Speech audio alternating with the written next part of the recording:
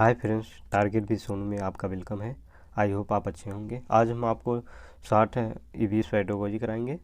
आप लोग लास्ट तक बने रहिएगा और ये सेशन इम्पॉर्टेंट है। चलिए, हमारा 121 प्रश्न है। प्राथमिक स्तर पर ईवीएस के पाठ्यचर्या में उप विषय है। पहला है परिवार और दोस्त, दूसरा है आश्रय, तीसरा है पौधे, चौथा यात्रा। तो आप लोग बताइएगा इसमें से ऑप्शन नंबर कौन सा सही है। इसमें ऑप्शन नंबर तीसरा सही है, पौधे। 122 है।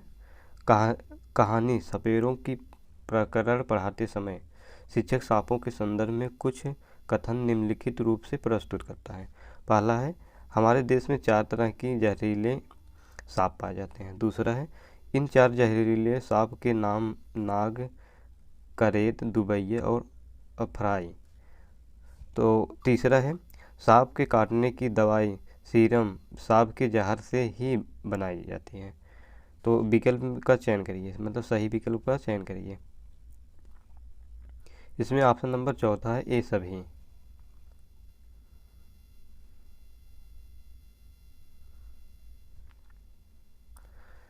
एक 123 है, किसी ट्रेन के मार्ग की समय सारणी का अध्ययन कीजिए। देखिए, कोई एक्सप्रेस है, गांधीनगर से छोड़ने के समय 6:15 और सूरत छोड़ने के समय, मतलब पहुंचने का समय इतना बजे और छोड़ने का समय इतना 16:20 और दूरी है 530 किलोमीटर। इसमें क्या कह रहा है उपरोक्त सारणी में के आधार पर इन दो स्टेशनों अर्थात गांधी धाम और सूरत के बीच ट्रेन की औसत चाल बताइए। तो औसत चाल बराबर होता है दूरी बटा समय।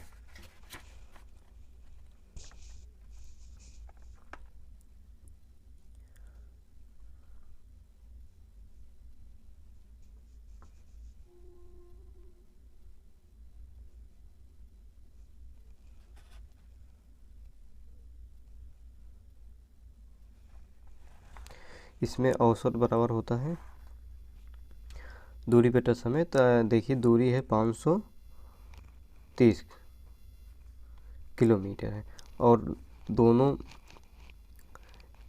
मतलब बीच का समय देखिए 6:15 और 16:15।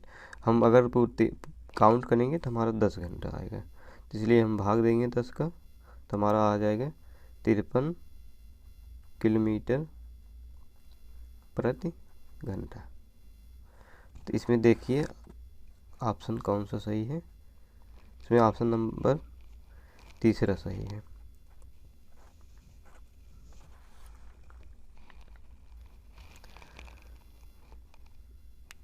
चौबीस है, हमारे देश में एक क्षेत्र ऐसा क्षेत्र है जो ऊंचा, सूखा और समतल है और ठंडे रेगिस्तान के नाम से जाना जाता है।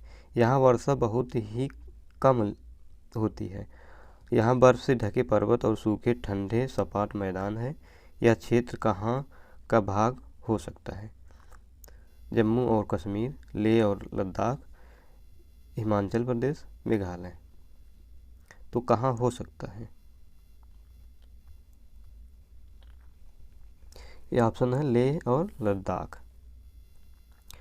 125 है, राजमा चावल और छोले भटूरे किस राज्य के सामान्य लोगों का सर्वप्रिय भोजन है? छत्तीसगढ़, गुजरात, पंजाब, उत्तराखंड। तो कहाँ का राजमा चावल और छोले भटूरे का सर्वप्रिय भोजन है?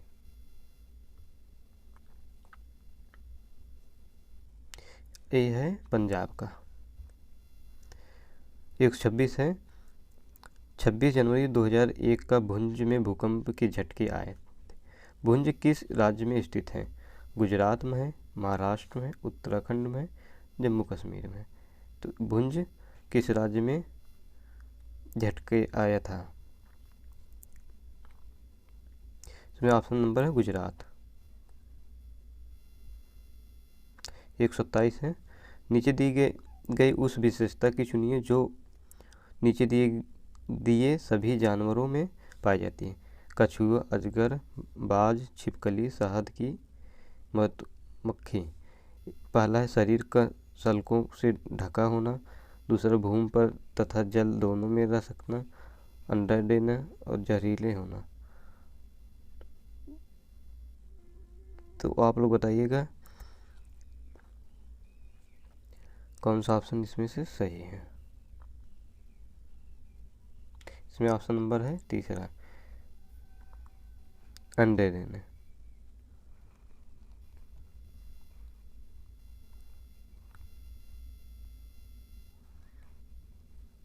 भारत के किस राज्य संघ शासित प्रदेश में पहाड़ों पर जंगलों के निवासियों की ग्राम सभा एक विशेष सभा में लॉटरी निकालकर यह निश्चित करती है कि परिवार को उस साल खेती कितनी ज़मीन मिलेगी?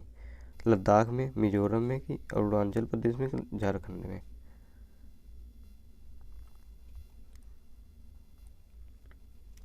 यह है मिजोरम में।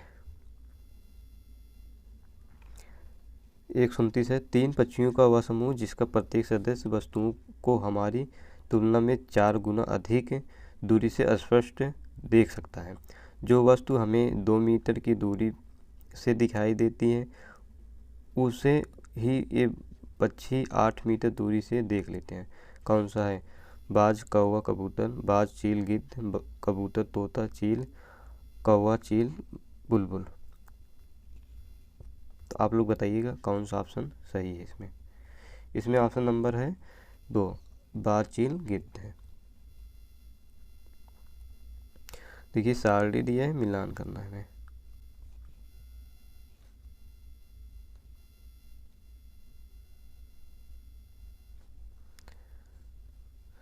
शक्करखोरा कोयला है, किलजड़ी है, दार्जिलिंग है। तो शक्करखोरा घोंसले का विवरण दीजिए।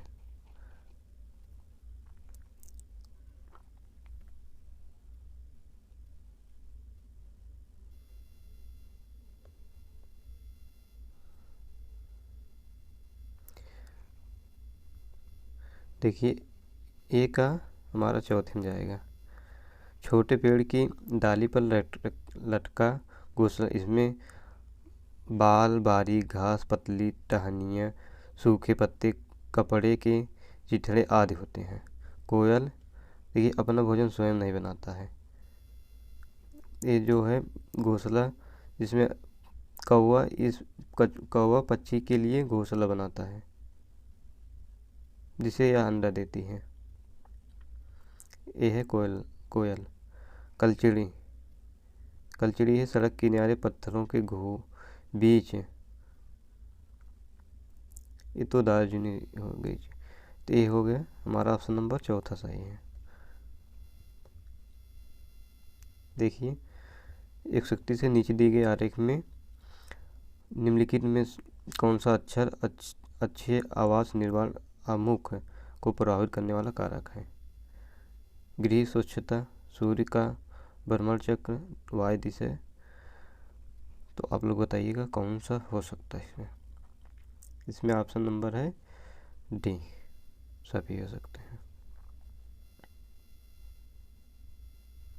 देखिए 132 है, वायुमंडल में प्रदूषणकारी गैसों कार्बन डाइऑक्साइड, मीथेन, क्लोरोफ्लोरोकार्बन या CFC आदि की मात्रा बढ़ती जा रही है। इन गैसों के ऊपरी वायुमंडल में एकमात्र होने से पृथ्वी के तापमान में वृद्धि और जलवायु में परिवर्तन हो रहा है। इसके लिए जिम्मेदार गैसों को कहा जाता है ग्रीन हाउस गैस, हल्की गैस, भारी गैस और प्राकृतिक गैस। तो आप लोग बताइएगा कौन सा ऑप्शन सही है। इसमें ऑप्शन नंबर है पहला, ग्रीन हाउस गैस।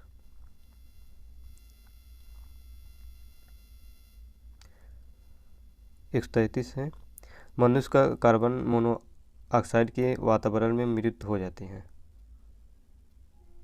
क्योंकि। तीसरा है यह रक्त के हीमोग्लोबिन के साथ संयोग करके रक्त को ऑक्सीजन अवशोषित करने के लिए अयोग्य बना देती है। 134 है, निम्नलिखित में से रोगों का वह समूह चुनिए जो विटामिन ए की कमी से होती हैं। रतौंधी, बेरी, स्कर्वी, ज़ीरोथैलेमिया और क्वाशोरकार। रतौंधी जीरोपैथेलीमिया। तो आप लोग बताइएगा कौन सा ऑप्शन सही है। इसमें ऑप्शन नंबर चौथा है सही है। सरिता अपनी कक्षा में पेट्रोलियम की अवधारणाओं को स्पष्ट करते हुए कुछ बातों विशेषताओं को उल्लेख निम्नलिखित रूप से करती हैं। देखिए, यह केवल समुद्र तल के नीचे पाया जाता है, यह बिना गंध वाला गाढ़ा द्रव है, यह बदबूदार तथा गाढ़ा द्रव है, यह गहरे रंग का होता है। तो आप लोग बताइएगा कौन सा ऑप्शन सही है। इसमें ऑप्शन नंबर तीसरा सही है, यह बदबूदार तथा गाढ़ा द्रव है, यह गहरे रंग का होता है। 136 है, सृजनात्मक शिक्षार्थियों सदैव प्रयोगात्मक कार्यों में रुचि दिखाते हैं। इसका मुख्य कारण यह है कि वह के माध्यम से सीखते हैं। अनुकरण, योगात्मक चिंतन, अभिसारी चिंतन और अपसारी चिंतन। तो आप लोग बताइएगा ऑप्शन नंबर कौन सा सही है। इसमें ऑप्शन नंबर चौथा सही, अपसारी चिंतन।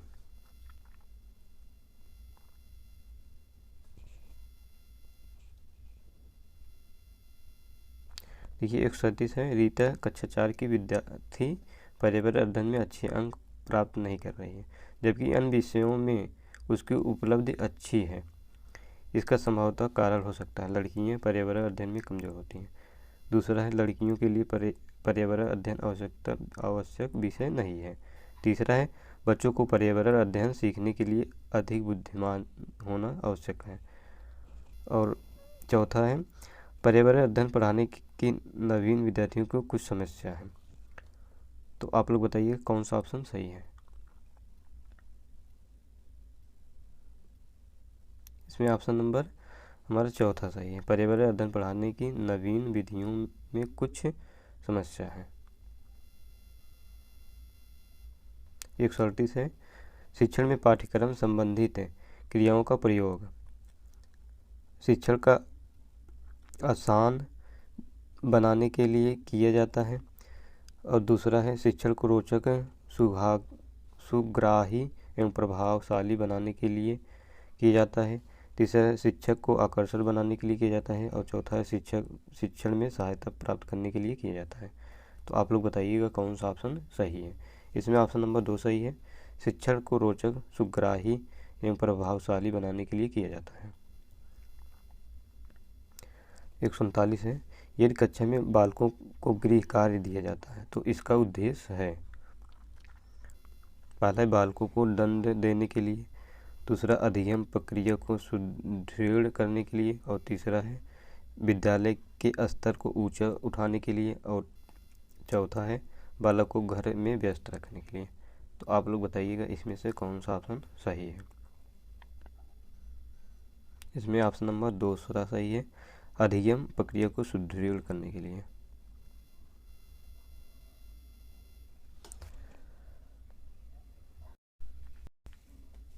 एक 40 है, शिक्षार्थियों को सतत एवं व्यापक मूल्यांकन का उद्देश्य नहीं है। हमें इसमें नहीं ढूंढना है। देखिए, पहला है, शिक्षार्थियों को बोधात्मक, मनोप्रेरक और भावनात्मक कौशलों का विकास करना। सीखने की प्रक्रिया को रटकर सीखने पर बल देना चाहिए। हमारा यही है निगेटिव पॉइंट, ये हमारा सही हो गया। 141 है, एक शिक्षक कक्ष में शिक्षार्थियों को खाद्य पदार्थ के परिरक्षण के कुछ उद्देश्य निम्नलिखित में प्रस्तुत करता है। फल एवं सब्जियों के बेमौसम उपलब्ध कराना। दूसरा, खाद्य पदार्थों के पोषक तत्व, रंग एवं स्वरूप को बनाए रखना। और तीसरा है, खाद्य पदार्थों को जीवाणु और रासायनिक तत्वों से होने वाले नुकसान को रोकना। उपरोक्त कथन में से सही है। हमारा ऑप्शन नंबर है चौथा, मतलब सभी सही है। और 142 है पर्यावरण अध्ययन के शिक्षण के अंतर्गत इंटीग्रेशन से तात्पर्य है। पहला है एक प्रकरण को पढ़ाने हेतु विभिन्न विषयों को सहायता लेना, और दूसरा है प्रत्येक शिक्षार्थियों को स्वगति से उन्नत कराने के अवसर प्रदान करना, और तीसरा है विद्यालय में पाठ्य सहगामी क्रियाओं का संयोजन करना, और चौथा है अनेक विषयों को एक दीर्घ अवधि वाले कालांश में व्यवस्थित करना। तो आप लोग बताइएगा कौन सा ऑप्शन सही है। इसमें ऑप्शन नंबर हमारा पहला सही, एक प्रकरण को पढ़ाने हेतु विभिन्न विषयों को सहायता लेना। 143 है प्रायः शिक्षाशास्त्री इस तथ्य के सहमत प्रतीत होते हैं कि पाठ्यक्रम का निर्माण एवं पुनर्निरीक्षण किया जाना चाहिए। पहला शिक्षकों एवं विद्यार्थियों के द्वारा, दूसरा है शैक्षिक व्यायाम से संबंधित सभी व्यक्तियों द्वारा, और तीसरा है शिक्षकों एवं प्रशासकों के द्वारा, और चौथा इन सभी के पारस्परिक सहयोग के द्वारा। तो आप लोग बताइएगा कौन सा ऑप्शन सही है। इसमें ऑप्शन नंबर है चौथा, इन सभी के पारस्परिक सहयोग द्वारा। 144 है केंद्रीय माध्यमिक शिक्षा बोर्ड ने विद्यालय आधारित सतत एवं व्यापक मूल्यांकन के दिशा निर्देश दिए हैं, निम्नलिखित में से कौन सा इसका एक उद्देश्य नहीं है। पहला है शिक्षार्थियों पर पढ़ने वाले दबाव को कम करना, दूसरा शिक्षार्थियों को अपनी रुचि के अनुसार पढ़ने की छूट देना, और तीसरा शिक्षार्थियों को प्रवीणता के निर्माण के लिए अंकों के स्थान पर ग्रेडों का उपयोग, और चौथा है शिक्षार्थियों के निदान एवं उपचार के साधन के व्यवस्थित करना। तो आप लोग बताइए इसमें से कौन सा ऑप्शन सही है। इसमें ऑप्शन नंबर दूसरा सही है।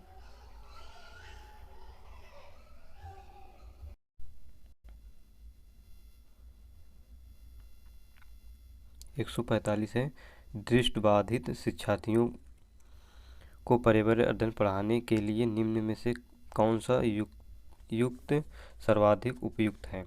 पहला है कक्षा में मिश्रित सहपाठी समूह बनाएं, दूसरा है किसी कार्य को पूरा करने के लिए अधिक समय दें, तीसरा है किसी भी कार्य को भागों में बांटें और प्रत्येक भाग को अलग पढ़ाएं, और चौथा स्पर्शी शिक्षण अधिगम सामग्री का अधिक उपयोग करें। तो आप लोग बताइएगा इसमें से कौन सा ऑप्शन सही है। इसमें ऑप्शन नंबर हमारा चौथा सही, स्पर्शी शिक्षण अधिगम सामग्री का अधिक उपयोग करें। 146 है शिक्षिका ने अपने शिक्षार्थियों को भोजन के रूप में ग्रहण किए जाने वाले पौधों के विभिन्न भागों जैसे जड़, तना एवं पुष्पों को नाम जानने के लिए अपने परिवार के सदस्यों से परामर्श करने के लिए कहा। इस क्रियाकलाप का अभी कल्पना की गई। पहला है अनुभवात्मक सीखने को प्रोत्साहित करने के लिए, दूसरा भोजन से संबंधित संपत्तियों के सीखने को प्रोत्साहित करने के लिए, और तीसरा है पाठ्य को अधिक आनंददायी और रुचिपूर्ण बनाने के लिए, और चौथा है विद्यार्थियों को भोजन के विषय में खुले मन से खोज करने के लिए अनुमति देना। तो आप लोग बताइएगा कौन सा ऑप्शन सही है। इसमें ऑप्शन नंबर है पहला सही है, अनुभवात्मक सीखने को प्रोत्साहित करने के लिए। 147 है अपनी कक्षा 4 के पर्यावरण अध्ययन के लिए विद्यार्थियों के रचनात्मक आकलन के लिए उपयुक्त कार्य का चुनाव कीजिए। पहला है तैरने और डूबने के पाठ पर प्रश्न उत्तर लिखवाना, दूसरा डूबने और तैरने की प्रक्रिया का अवलोकन करने के लिए क्रियाकलाप करना, तीसरा है तैरने और डूबने की परिभाषा की व्याख्या करना, और चौथा जो वस्तुएं डूबती हैं और तैरती हैं उनकी सूची याद कराना। तो आप लोग बताइएगा कौन सा ऑप्शन सही है। इसमें ऑप्शन नंबर दूसरा सही है, डूबने और तैरने की प्रक्रिया को अवलोकन करने के लिए क्रियाकलाप कराना। 148 है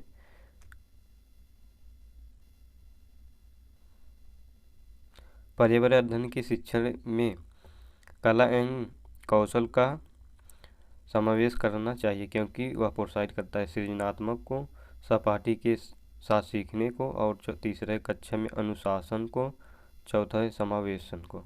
तो आप लोग बताइएगा कौन सा ऑप्शन सही है। इसमें ऑप्शन नंबर है हमारा चौथा,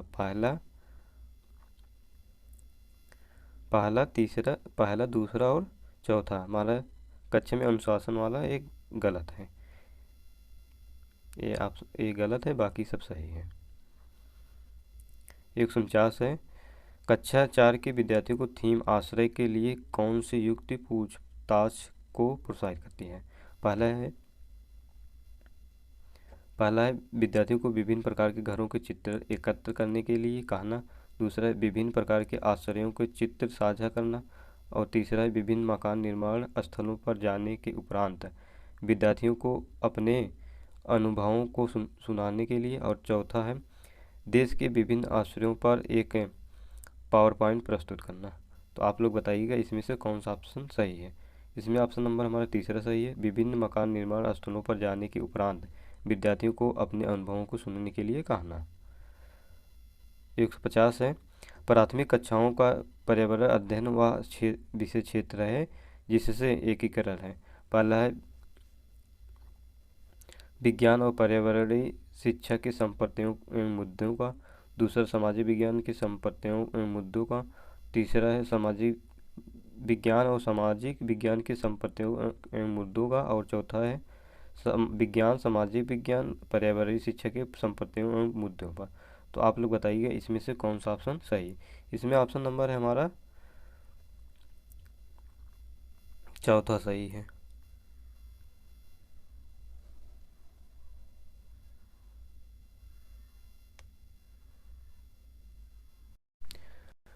एक सौ इक्कीस है, अब बाघों के संदर्भ में सही कथन चुनिए।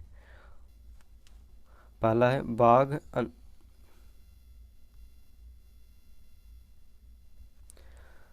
बाघ अंधेरे में हमसे 6 गुना बेहतर देख सकते हैं। दूसरा है बाघ को मूछें हवा में हुए कंपन को भाप लेती हैं। तीसरा है बाघ को प्रत्येक स्थिति में आवाज़ एक जैसी होती है। और चौथा है प्रत्येक बाघ का अपना एक सुनिश्चित क्षेत्र होता है। तो आप लोग बताइएगा इसमें से कौन सा ऑप्शन सही है। इसमें ऑप्शन नंबर हमारा तीसरा सही है, यानी पहला बाघ अंधेरे में हमसे 6 गुना बेहतर देखता है। और दूसरा बाघ की मूछें हवा में हुए कंपन को भाप लेती हैं। और चौथा हमारा है प्रत्येक बाघ का अपना एक सुनिश्चित क्षेत्र होता है। 122 है, कुछ पौधे ऐसे भी होते हैं जो चूहों, मेंढकों, कीड़े मकोड़े और छोटे जीवों को खाकर अपना भोजन बनाते हैं। इसमें से नेफेथिप्स में सबसे मशहूर पौधा है जो भारत के राज्य में पाया जाता है। राजस्थान में पाया जाता है, जम्मू कश्मीर में पाया जाता है, मेघालय में, केरल में। तो ये पौधा कहाँ पाया जाता है। तो ऑप्शन नंबर है हमारा है मेघालय। 123 कक्षा 5 की कक्षा में एक शिक्षिका बीज प्रकरण को पढ़ाते समय विभिन्न प्रकार के बीजों तथा उनसे संबंधित मूल स्थानों के विषय में चर्चा करते हुए बहुत से उदाहरण देती हैं।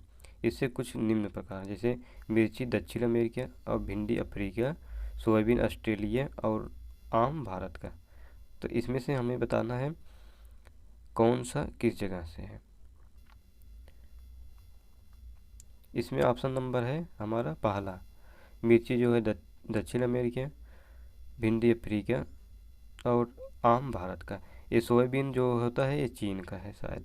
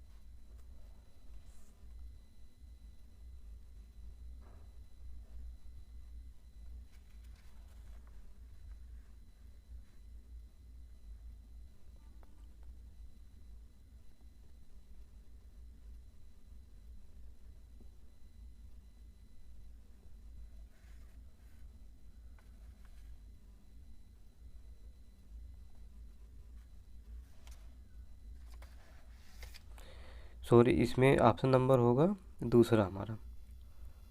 ये सोयाबीन ऑस्ट्रेलिया में पाया जाता है, आम जो है और कहीं पाया जाता है, इसलिए हमारा ऑप्शन नंबर दूसरा सही है। बूढ़ बूढ़ दरिये दरिये प्रकरण पढ़ाते समय एक शिक्षक शिक्षार्थियों से निम्नलिखित प्रश्न पूछता है।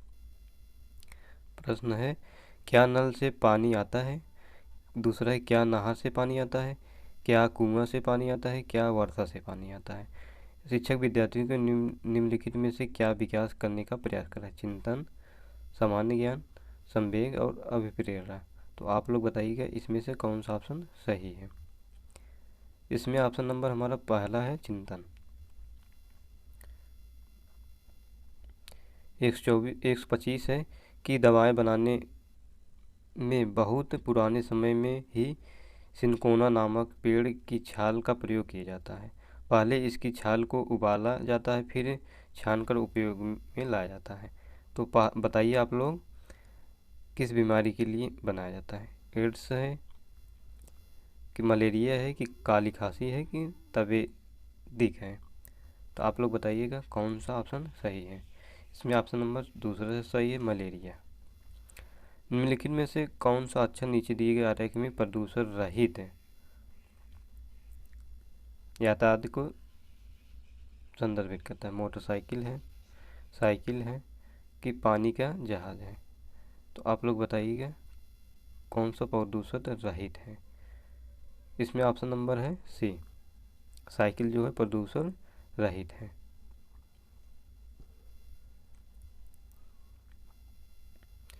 एक 127 है, ककड़ी का कौन सा भाग खाने में प्रयोग में लाया जाता है? ऑप्शन है भ्रूण पोषण और बीज संपूर्ण अंतः फलभित है। तो आप लोग बताइएगा कौन सा भाग खाया जाता है ककड़ी का। इसमें ऑप्शन नंबर तीसरा, संपूर्ण भाग खाया जाता है।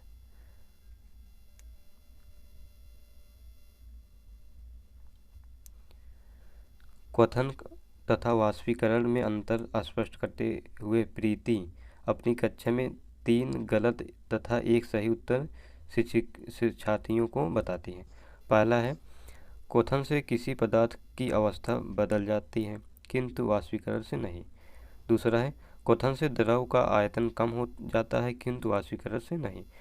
तीसरा है, वाष्पीकरण किसी भी तापमान पर हो सकता है किंतु क्वथन नहीं। चौथा है, क्वथन से द्रव का वाष्प में परिवर्तन देखा जा सकता है किंतु वाष्पीकरण से नहीं। तो आप लोग बताइएगा इसमें से कौन सा ऑप्शन सही है। प्रश्न पढ़ लीजिए आप, इसके बाद उत्तर दीजिए रोक के।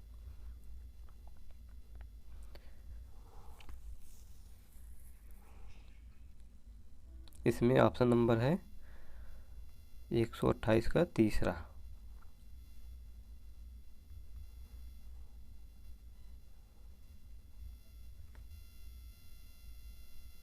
129 है, से बचने के लिए आवश्यक है कि अपने आसपास पानी जमा ना होने दें। तालाबों में मछलियाँ छोड़ दें ताकि वे मच्छरों के लार्वे खा जाएं। मच्छरदानी का प्रयोग करें। जमे हुए पानी में मिट्टी का तेल छिड़क आदि। पहला है मलेरिया और डेंगू, दूसरा है चेचक और मलेरिया, तीसरा डेंगू और आई फ्लू और चौथा है टाइफाइड और हैजा। तो आप लोग बताइएगा इसमें से कौन सा ऑप्शन सही है। इसमें ऑप्शन नंबर पहला सही है, मलेरिया और डेंगू। 130 है, सलाद के विषय में नीचे दिए गए विषयों पर विचार कीजिए। पहला सलाद है, लगभग 20 घंटे पेड़ से उल्टा सिर लटककर मस्ती से सोता है। दूसरा देखते हैं, सलाद जिस पेड़ पर रहता है उसी के पत्ते खाकर अपना पेट भरता है। इसे कहीं और जाने की आवश्यकता नहीं है। तीसरा है, सलाद की आयु 20 वर्ष होती है और इतने समय में यह केवल 2 पेड़ों पर ही जाता है। तो आप लोग बताइए कौन सा ऑप्शन सही है। इसमें ऑप्शन नंबर हमारा दूसरा सही है, केवल 2।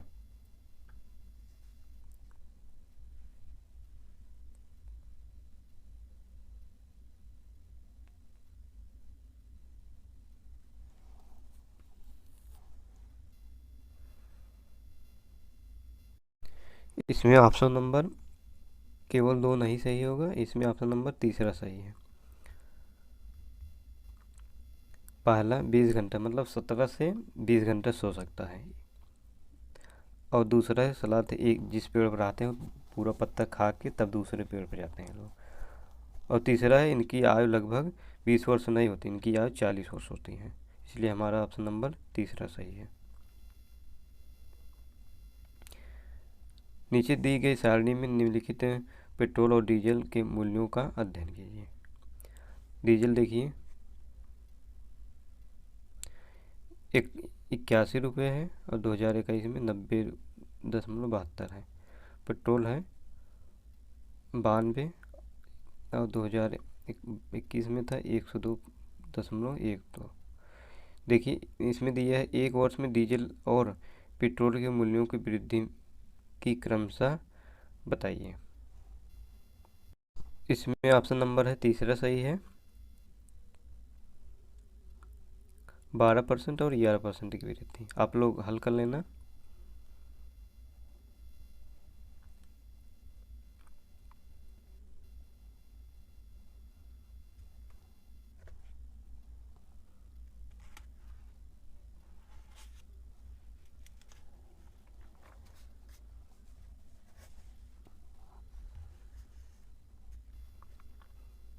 एक 132 है, 3 खाद्य पदार्थों में ऐसे समूह कौन सा है जिसके प्रत्येक सदस्य में लौह प्रचुर मात्रा में होता है।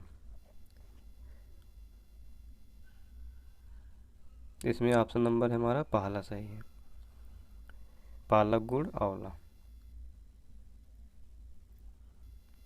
भारत में त्योहारों का एक समूह जो पूर्णिमा के दिन मनाया जाता है।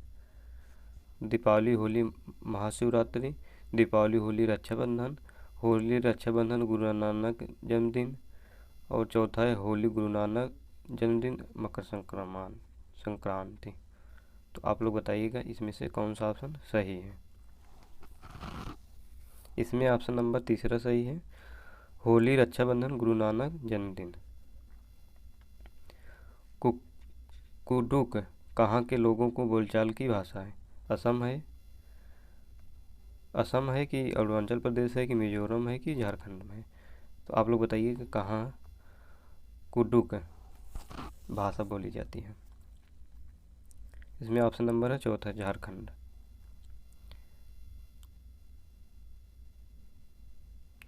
देखिए एक कार 1512 है जो 1512 किलोमीटर दूरी पर 28 घंटे तय करती है। तो कार का औसत बताइए।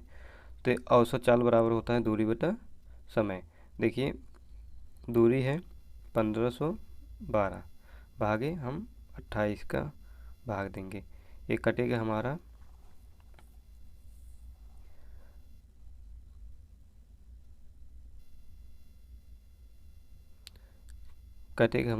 जो है 28 जब भाग देंगे तो हमारा कटेगा 15 से।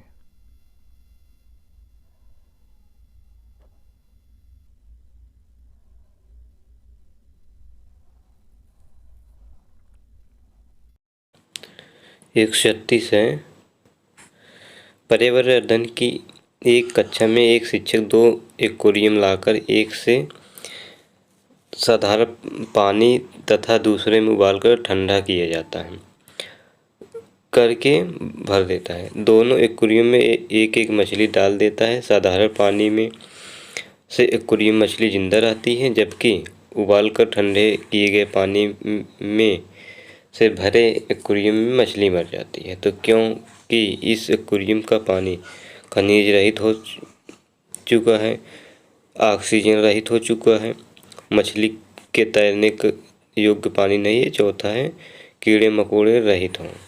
तो में ऑप्शन नंबर हमारा सही होगा दूसरा, ऑप्शन नंबर दूसरा सही है, ऑक्सीजन रहित हो चुका है। 137 है, प्राथमिक स्तर पर पर्यावरण अध्ययन के अंतर्गत आकलन में शामिल होना चाहिए। पहला है शिक्षक द्वारा असंरचनात्मक प्रयोगात्मक विधि से किए गए अवलोकन को विद्यार्थी या शिक्षार्थी और अभिभावकों के साथ बांटना है। तो हमारा ऑप्शन नंबर यही सही है। 138 है, यदि आप छात्रों को किसी ऐतिहासिक स्थल पर घुमाने ले जाएंगे तो आप बालकों को क्या अपेक्षा करेंगे। पहला है, बालक प्रत्येक स्थान पर ध्यान से देखें और उसके बारे में शिक्षक से प्रश्न करें।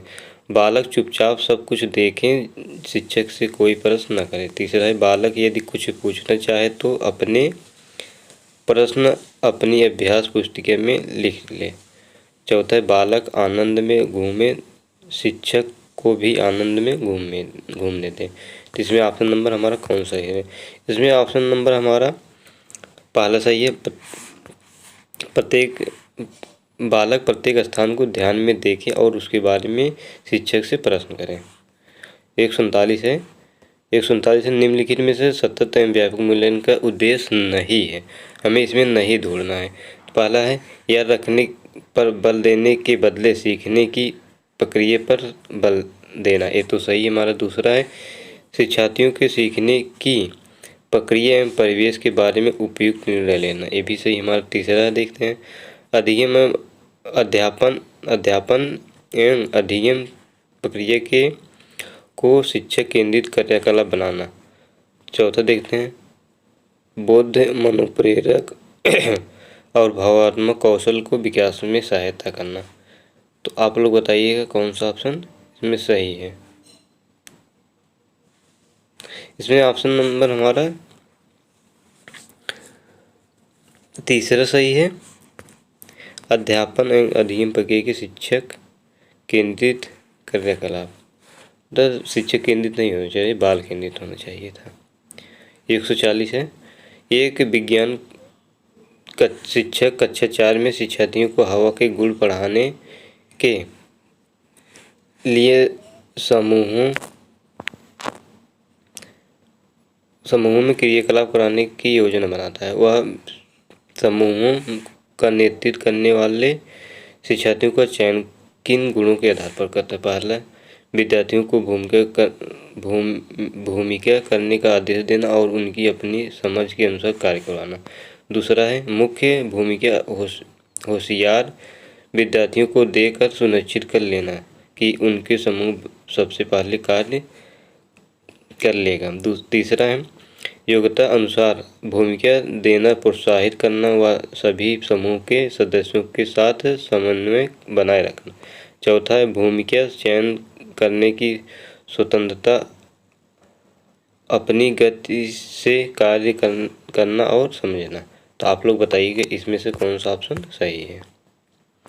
इसमें से ऑप्शन नंबर हमारा तीसरा सही है, योग्यता अनुसार भूमिका देना, प्रोत्साहित करना व सभी समूहों के सदस्यों के साथ समन्वय बनाए रखना।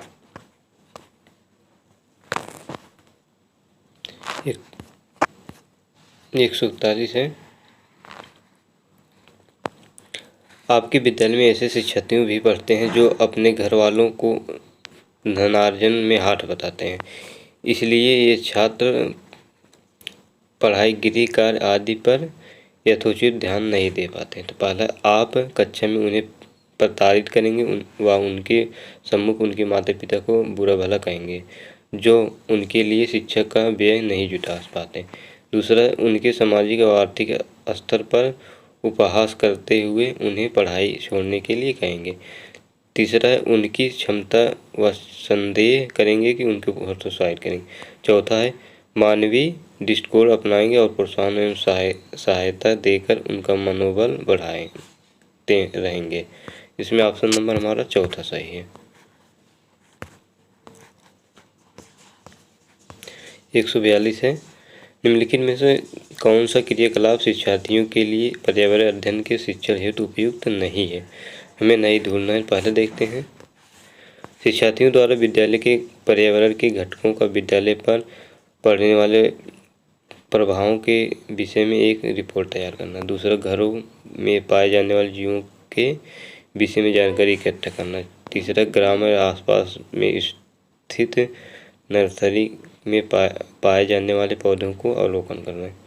चौथा है, घरों में पाए जाने वाले कीटों को पकड़कर मार डाला। तो हमारा ऑप्शन नंबर यही गलत है, यानी हमारा यही सही है। 143 है, से अभिव्यय अनुभवों की उस नियोजित श्रृंखला से है जो उद्दीपक अनुक्रिया संबंध में संदर्भ में प्रभावशाली माने जाने वाली दक्षता की ओर अग्रसर करती है। तो ऑप्शन नंबर हमारा तीसरा सही है, सृजनात्मकता। 144 है, पर्यावरण अध्ययन का शिक्षण करते हुए पाठ का वह उपयुक्त स्तर जिस पर विद्यार्थियों का आकलन किया जाना चाहिए।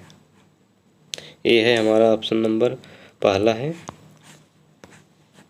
पाठ के अंत में, पाठ के आरंभ में, जबकि शिक्षार्थी आकलन के लिए प्रस्तुत। चौथा है शिक्षा अधिगम के दौरान। तो हमारा ऑप्शन नंबर चौथा सही है, शिक्षण अधिगम के दौरान। 145 है, आपको अपने शिक्षार्थी को पर्यावरण अध्ययन परियोजना का आकलन करना है और शीघ्र पुनर्निर्देश देना है कि आप आकलन के किस साधन का चुनाव करेंगे। अवलोकन, क्रम निर्धारण, मापनी, जांच सूची और सहपाठी। इसमें ऑप्शन नंबर हमारा तीसरा सही है, जांच सूची। 146 है, पर्यावरण अध्ययन में सीखने का आकलन करने का उद्देश्य है। पहला है शिक्षक विद्यार्थियों को उपलब्धियों के विषय में जानकारी एकत्र करें। दूसरा, यह मूल्यांकन की अपेक्षा शिक्षण का एक मार्ग है। तीसरा है, यह विद्यार्थियों द्वारा नया ज्ञान में दक्षता प्राप्त करने की प्रगति के विषय में प्रतिपुष्ट देता है। चौथा, यह विद्यार्थियों के सीखने के बारे में सूचना देता है जिससे अगले चरण में उन्हें सहारा दिया जा सके। तो ऑप्शन नंबर कौन सा सही होगा? इसमें ऑप्शन नंबर पहला सही है, शिक्षक विद्यार्थियों को उपलब्धियों के विषय में जानकारी एकत्र करें। यह है नई शिक्षा नीति 2020 के अनुसार प्राथमिक कक्षाओं में 1 से 5 तक निम्न क्या? प्राथमिक स्तर, मध्य स्तर, बुनियादी स्तर। इसमें हमारा ऑप्शन नंबर तीसरा सही रहेगा। अब मध्य स्तर गलत है, बाकी दोनों सही है। 148 है, प्राथमिक स्तर पर निम्न में से क्या प्रक्रिया कौशल नहीं है? मानचित्रित करना। दूसरा, क्रियाशील परिवर्तनों को परिभाषित करना। तीसरा है परिकल्पना की जांच करना। चौथा, तथ्यों को अनुस्मरण करना। तो आप लोग बताइए इसमें से कौन सा ऑप्शन सही है? इसमें से ऑप्शन नंबर हमारा तीसरा सही है, परिकल्पना की जांच करना। 149 है, निम्नलिखित में से कौन सा अपसारी प्रश्न है जो पर्यावरण अध्ययन की शिक्षिका अपनी कक्षाओं को सृजनात्मक क्षमता को प्रोत्साहित करने के लिए पूछेगी? इसमें पहला, मृदा से प्याज की बीजों को बोने से लेकर फसल काटने तक चरण कौन से हैं? दिल्ली जैसे शहरों में वायु प्रदूषण को कम करने के लिए आप क्या कदम उठाएंगे? तीसरा है, लवण के विनिमय में आप लवण कैसे पृथक करेंगे? चौथा है, पत्तियों का रंग हरा क्यों होता है? तो आप लोग बताइए इसमें से कौन सा ऑप्शन सही है? इसमें ऑप्शन नंबर हमारा दूसरा है, दिल्ली जैसे शहरों को वायु प्रदूषण को कम करने के लिए आप क्या कदम उठाएंगे? लास्ट प्रश्न है, शिक्षार्थियों द्वारा पर्यावरण अध्ययन के सीखने के गत्यात्मक, समग्र तथा अनुभवात्मक प्रक्रिया का उत्तम आकलन है। पहला है क्रम निर्धारण मापनी द्वारा। दूसरा, पेन पेंसिल परीक्षण द्वारा। तीसरा, विश्वसनीय आकलन युक्तियों द्वारा। और चौथा है मौखिक परीक्षण द्वारा। इसमें ऑप्शन नंबर हमारा तीसरा सही है, विश्वसनीय आकलन युक्तियों द्वारा। तो आप लोग बताइएगा, हमने 60 क्वेश्चन कराए हैं। इसमें से आप लोग बताइएगा इसमें से कितना आप लोगों का स्कोर गया है। अगर आपको वीडियो अच्छा लगे तो वीडियो को लाइक, कमेंट एंड सब्सक्राइब करें।